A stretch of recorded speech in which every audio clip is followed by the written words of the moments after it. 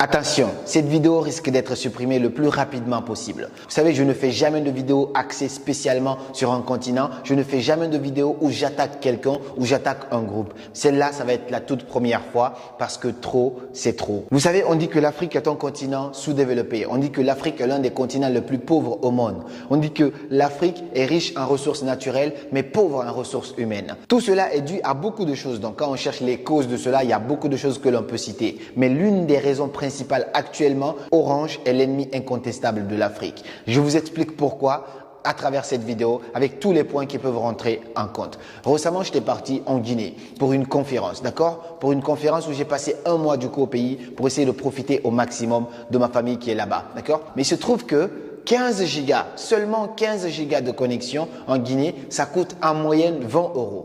Et moi, je me suis dit quoi? Comment ça se fait que en Afrique, donc ça c'est le constat, en Afrique où les gens gagnent 10 fois moins leur vie qu'en France, mais Internet coûte 10 fois plus cher en Afrique qu'en France. Et ça, ce n'est pas le plus alarmant. On est d'accord que le niveau de développement d'un pays dépend du niveau de connaissance, donc de savoir de ses ressources humaines. Et on sait aujourd'hui que Internet est la meilleure université qui puisse exister au monde entier. C'est-à-dire sur Internet, grâce à YouTube, les réseaux sociaux, grâce à beaucoup de choses sur les réseaux sociaux aujourd'hui, sur Internet, tu peux apprendre rapidement, 10 fois plus rapidement que tout ce qu'on te donne à l'université. Donc ça ne veut pas dire que l'université n'est pas important, mais Internet accélère un petit peu la croissance, le savoir, accélère le développement, accélère l'innovation. Mais si Internet qui accélère tout ça est moins accessible à un continent, alors ce n'est pas étonnant que ce continent ne soit pas parmi les plus brillants au monde entier. Donc le constat c'est quoi? En un mois, j'étais obligé de payer 5 fois 20 € pour pouvoir avoir accès à Internet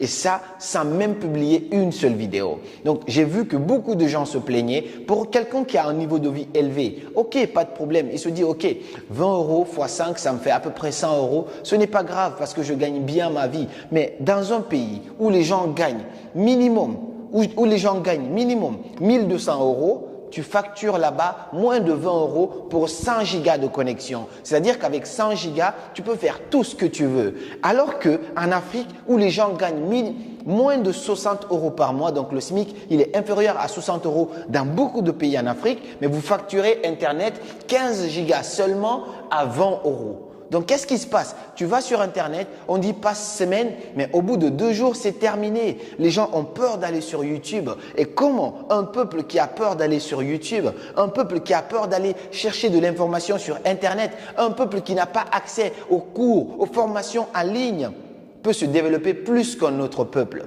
On est d'accord que c'est non. Il y a beaucoup de choses qui rentrent en jeu, mais ça c'est le constat le plus alarmant. Là, je peux vous montrer juste à côté, il y a un forfait Orange. Actuellement même à l'instant T, je viens de faire cette capture d'écran, tu as à peu près 90 gigas qui coûtent moins de 15 €. Donc je vais faire approximativement 100 gigas qui coûtent moins de 15 € en France actuellement, parce que là je suis en France, ok?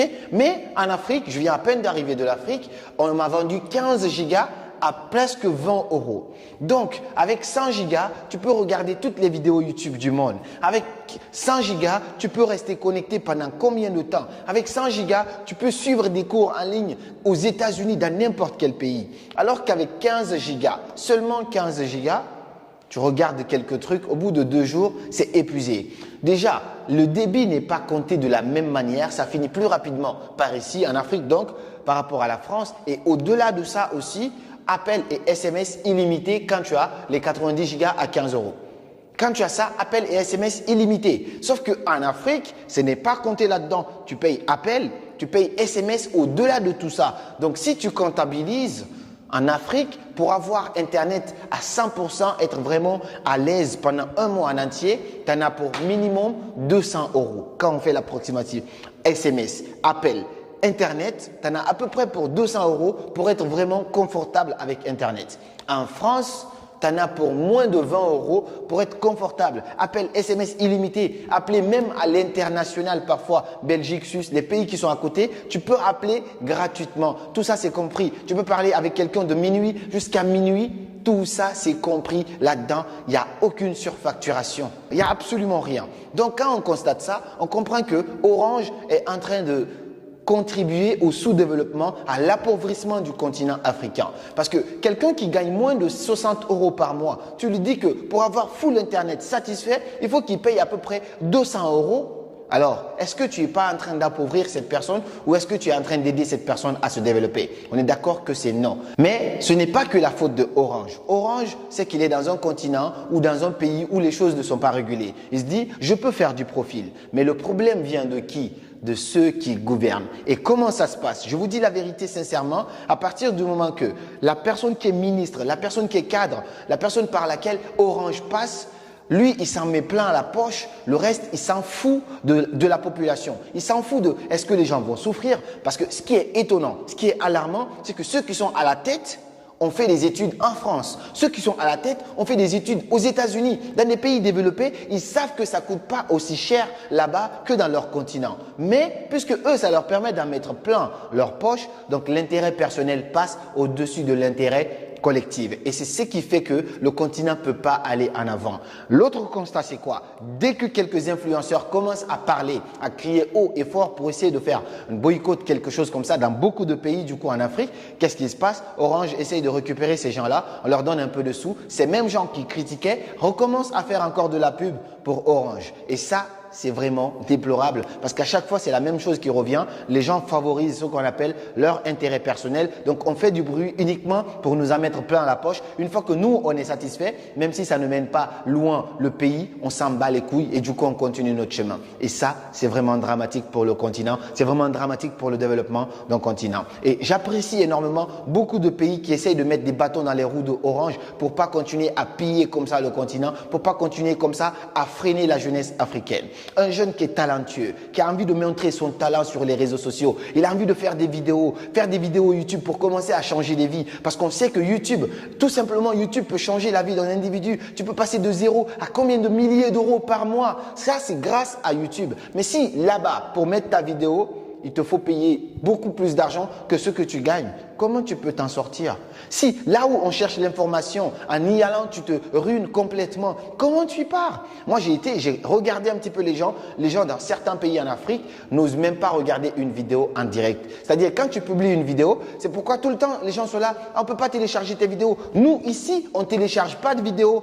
Tu regardes en live, tu as envie de regarder, tu reviens, tu regardes. Là-bas, les gens essayent d'abord de télécharger pour garder dans leur téléphone parce qu'à force de regarder en ligne, ils vont totalement se ruiner et peuvent aller nulle part. Quelles sont les solutions? Qu'est-ce qu'il faut mettre en place? Si moi, j'étais dans le gouvernement, ce n'est pas mon rêve, ce n'est pas mes ambitions, mais si j'étais à la tête de ces pays où Orange est en train de s'en mettre plein à la poche, la toute première chose que je vais faire, c'est de fermer Orange. Je sais que ça va embêter le pays, je sais que ça va faire plein de choses parce que Orange a utilisé une bonne stratégie pour s'installer. Si on doit étudier les termes marketing, c'était très malin ce qu'ils ont fait. Quand ils sont arrivés dans beaucoup de pays, pendant que leurs concurrents étaient en train de s'installer dans la capitale, Orange a d'abord commencé à s'installer dans les villages. Donc, puisque tu sais que tes parents au village sont là-bas, tu dois forcément parler avec eux. Mais qu'est-ce qu'ils ont comme opérateur? S'ils ont Orange, toi aussi tu cherches Orange. Donc, c'est comme ça, eux, ils ont commencé à conquérir tout le marché. Donc, aujourd'hui, ils ont le monopole. Ils se permettent en fait tout dans certains pays parce qu'ils savent que c'est eux qui ont Internet fiable et rapide. Qu'est-ce que les gouvernements devraient faire? La première chose, soit financer vraiment un opérateur téléphonique qui va venir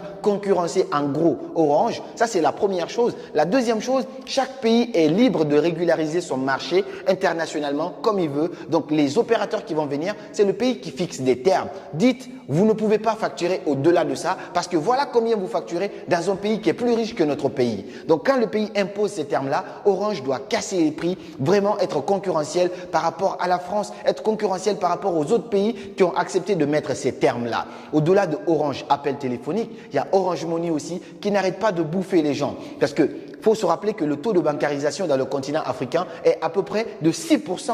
Le taux de bancarisation dans les pays, je connais, c'est à peu près 6%, c'est très bas. Et puisque les gens n'osent pas les banques, les gens vont via Orange Money. Et Orange Money se met à prendre des taxes, des pourcentages élevés sur l'argent des gens, en train de s'enrichir, alors que les mêmes fils du pays sont là, n'arrivent pas à s'en sortir. Après, on dit que l'Afrique est un continent pauvre. Mais l'argent qu'ils gagnent là-bas, ils ne le gagnent pas dans des pays riches. Comment peut-on expliquer cela? Donc, il faut vraiment que ça cesse. Je sais que cette vidéo ne va pas plaire, mais il faut améliorer les choses. Essayer d'avoir des concurrents dans ces pays. amener des opérateurs, financer ces opérateurs, que l'État favorise en fait le fait que d'autres opérateurs beaucoup plus fiables puissent venir, que l'État puisse favoriser d'autres opérateurs à améliorer leur connexion Internet. Mais il ne faut pas laisser comme ça le peuple crever. Il ne faut pas laisser comme ça le peuple être limité par quelque chose de très important pour le développement d'un pays. Quand Internet est favorable à un pays, le pays peut faire beaucoup de choses. Quand Internet est accessible à la jeunesse peut faire beaucoup de choses. Mais tu es là, tu ne peux même pas communiquer avec quelqu'un à l'international. Il y a des lives, des conférences en ligne qui se font à l'international. Toi, tu es dans un pays où Internet coûte une blinde. Est-ce qu'il faut manger ou est-ce qu'il faut remplir son téléphone pour voir ce qui se passe à l'extérieur? C'est tout à fait normal que le continent soit en retard. Il y a beaucoup de choses qui sont liées à cela. Mais ça, c'est l'une des causes principales qu'il faut lutter, qu'il faut combattre dès maintenant. Donc, j'espère que cette vidéo poussera beaucoup de personnes à prendre conscience et à se bouger. Faites comprendre au gouvernement que ça ne va pas parce que ces mêmes gens qui vous dirigent ont fait d'autres pays. Ils savent un petit peu comment ça se passe à l'international. Alors qu'ils arrêtent de s'en mettre plein la poche pour faire souffrir leur population. Il faut que ça cesse. J'espère que cette vidéo aidera un maximum de personnes à prendre conscience et ça réveillera en fait les dirigeants de certains pays. J'en connais pas mal. Je ne veux pas citer. J'espère en tout cas que le message y passera. Et puis on se dit à très bientôt pour de nouvelles vidéos. Comme toujours, c'était Karamo. Suivez vos rêves, ils connaissent le chemin.